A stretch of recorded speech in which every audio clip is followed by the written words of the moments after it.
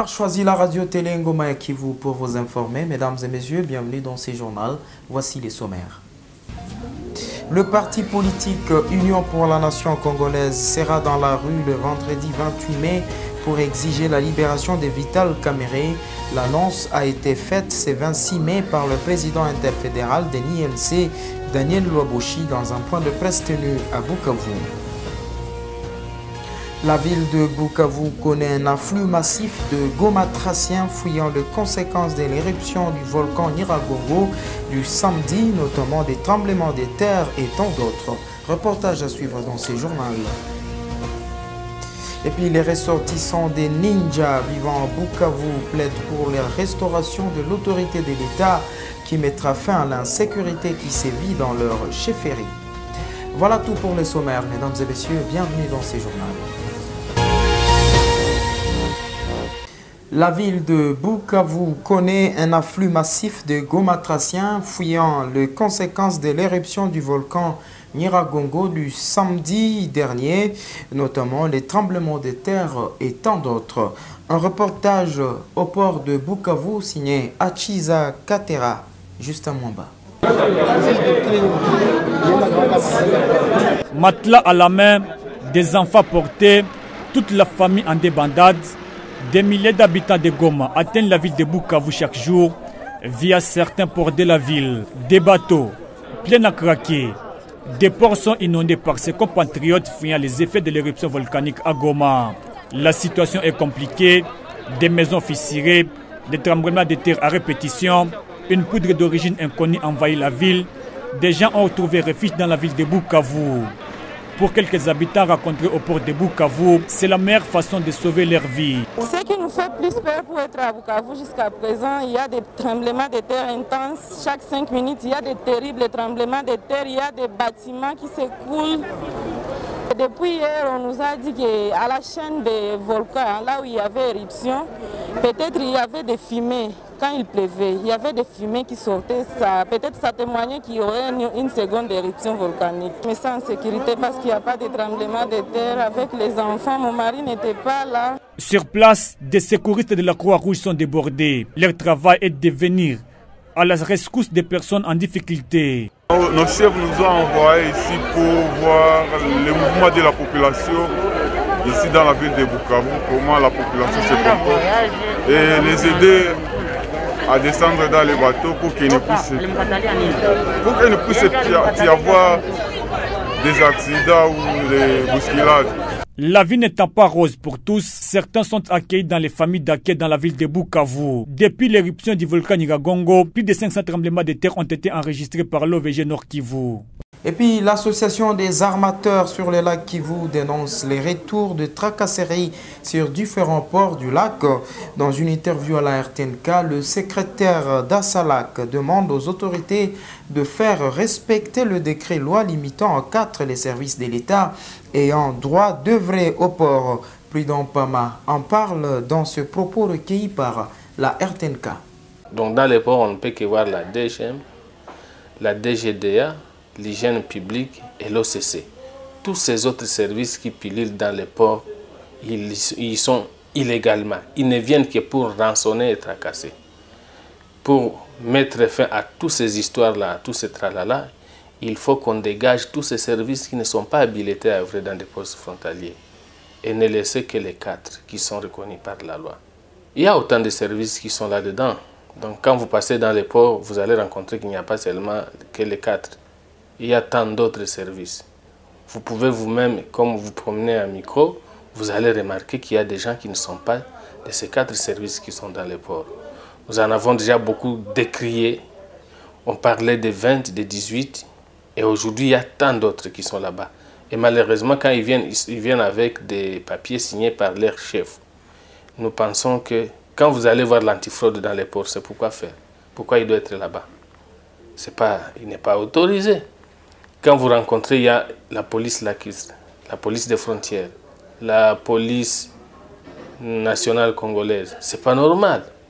Quand vous rencontrez, il y a des bureaux mouvements, etc. Donc il y a autant de services. Si je commence à les appeler, il y a hygiène publique, il y a de bons animaux et végétales, mise en quarantaine, etc. etc. Tant de services qui sont là-bas, qui ne doivent pas être là-bas, alors que la loi ne reconnaît que 4. On parle politique à présent. Le Parti du peuple pour la reconstruction et la démocratie vient d'exprimer sa solidarité à la population de Goma, victime de l'éruption du volcan Nyiragongo. Dans un communiqué de presse signé par Emmanuel Ramazani Chadari, secrétaire permanent, et rendu public ce mercredi 26 mai, ces partis se sentent consternés par le bilan de cette catastrophe naturelle.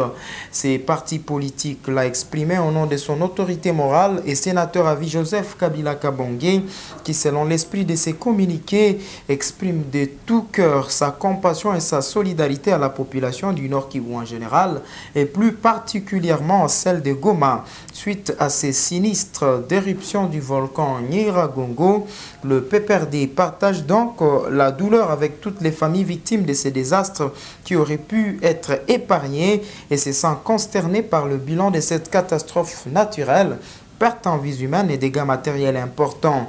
Le PPRD rappelle aux institutions publiques l'obligation d'une gestion anticipative des catastrophes avec toute la rigueur qui s'impose pour sécuriser et mettre la population à l'abri tant que la menace persiste. Il recommande au plus pressant au pouvoir public de rétablir des fournitures en eau, en électricité et la sécurisation de biens et de personnes. Je le disais au sommaire, le parti politique Union pour la Nation congolaise sera dans la rue le vendredi 28 mai 2021. L'objectif est d'exiger la libération de Vital Kamerhe. L'annonce a été faite ce 26 mai 2021 par le président interfédéral de l'UNC, Daniel Lwaboshi, dans un point de presse tenu à Bukavu. Reportage Justin Mwamba. Tenue rouge-blanc ou encore pièce contre pièce exigée, cette marche sera une nouvelle occasion pour les partis chers à Vital Kamerhe de revendiquer sa libération et surtout son acquittement en homme libre. Devant les chevaliers de la plume du Sud Kivu, le président interfédéral ajoute que ça sera une nouvelle occasion des habitants de prouver leur loyauté et fidélité à leur leader Vital Kamerhe. L'interfédéral Daniel Lwaboshi. Le message, c'est exiger la libération et l'acquittement de l'honorable Vital Kamerhe. Démontrer que le peuple congolais a vu enfin la vérité. Le procès a été rendu public, le procès a été télévisé et tout le monde a compris que l'honorable Vital Kamerhe a été arrêté, pas pour des raisons de détournement, mais pour des raisons politiques. Parce que comme nous venons de le dire, on ne peut pas avoir détourné l'argent pour 3000 maisons et que les 3000 maisons soient en train de moisir à Dar es Salaam, soit en train de moisir à Lobito et d'autres envahis par les herbes. On ne peut pas détourner et racheter. Ça ne se fait pas. Quel sera l'itinéraire de cette marche? Le président interfédéral de l'UNC Sud Kivu, Daniel Lwaboshi, explique. Mais particulièrement pour ce qui est de Bukavu, cette marche partira de la place Moulamba et un mémo sera déposé au niveau du gouvernorat de province. Donc la marche va chuter au gouvernorat de province où un mémo sera lu et déposé. La marche commencera à partir de 9h juste et tout le monde sera à pied. C'est une marche pacifique, ce n'est pas une marche violente. Rappelons que le procès du chairman de l'UNC reprend le 30 mai de cette année à la cour d'appel de la Gombe à Kinshasa. 2 jours après le lancement des travaux d'achèvement de la réhabilitation de la route Ruzizi 1er, place Moulamba, la société civile Sunayo de Nyalukemba fustige l'allure dans laquelle évoluent ces travaux. Cette structure citoyenne appelle les gouvernements provinciaux à renforcer les suivis pour que ces travaux s'achèvent le plus tôt possible et permettre la mobilité dans cette route. Reportage Eric Chocola, Charmant Chifouliro. Sur place, l'entreprise en main-d'œuvre est à l'étape du dépôt de la couche d'imprégnation mélangée avec le pétrole pour permettre au matériel d'être cohérent entre eux et cela en compatibilité avec le sol. La société civile Sunayo de Nyalukemba pense que l'entreprise et Post Company devraient d'abord bien canaliser les eaux sur l'endroit inachevé pour un bon déroulement de ces travaux. Obedi Mamvoueli, président de cette structure citoyenne, ajoute que la régie des eaux devrait aussi déplacer ces installations qui seraient un blocage à l'achèvement de ces travaux.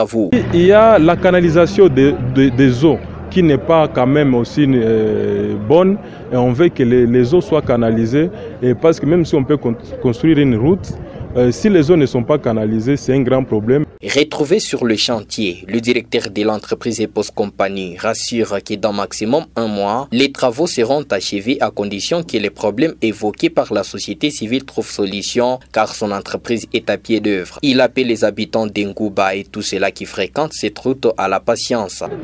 Ces travaux, les faire, donc tous les facteurs réunis, ça ne peut même pas durer 3 semaines. Toutes les conditions réunies. Mais aussi longtemps qu'il y a ces problèmes et tout, donc en tant qu'ingénieur, je vous dis, les travaux peuvent durer même 3 semaines et ça se termine. Ici, là où on a préparé la surface, on est environ à 500 mètres. Il reste 400 mètres. Ça, on peut faire ça.